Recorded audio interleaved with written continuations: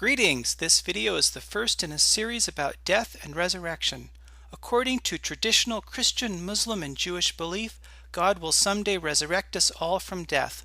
Philosophers are interested in this. Why? Because of a problem called the problem of personal identity over time. This first video explains that problem and why it's important for belief in the resurrection. What is the problem of personal identity over time?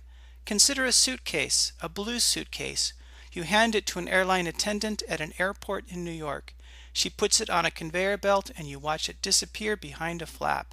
Then you fly to London, get off the plane, and go to the baggage claim area. You see a suitcase on a conveyor belt come out of another flap. It looks like your suitcase, same size, same shape, same color, but is it the same suitcase? Suppose that it is. But what then makes it the same suitcase? It can't be that it looks the same as the original one. There are plenty of blue suitcases with the same size and shape as yours, and your suitcase could have changed a lot since you last saw it. Someone could have painted it pink and put yellow dots all over it, or it could have gotten a gash, a slash, or a rash. Yet it would be the same suitcase as the original.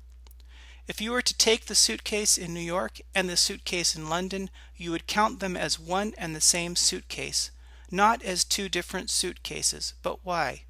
What makes the suitcase the same suitcase in London as in New York, even though it changed so much?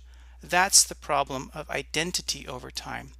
You might say that the solution is simple. The London suitcase is one and the same suitcase as the New York suitcase because it has the same matter. It's made of the same stuff, the same atoms. That may be true of a suitcase, but it's not true of you and me. The matter of our bodies is constantly changing. Many, if not all, of the atoms of our bodies will be replaced over the course of our lifetimes. So if the stuff we're made of doesn't make us the same exact person over time, then what does? That's the problem of personal identity over time. John Lennon died in 1980 and was gone. His body too will decompose. Imagine that John Lennon reappears, newly resurrected in the future.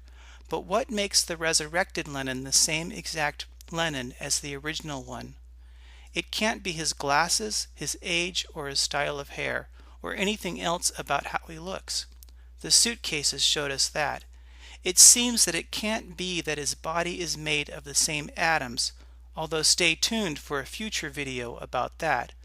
So then what is it that makes him the same? That's what philosophers want to know about death and resurrection. Watch the next tutorial for the most popular answer.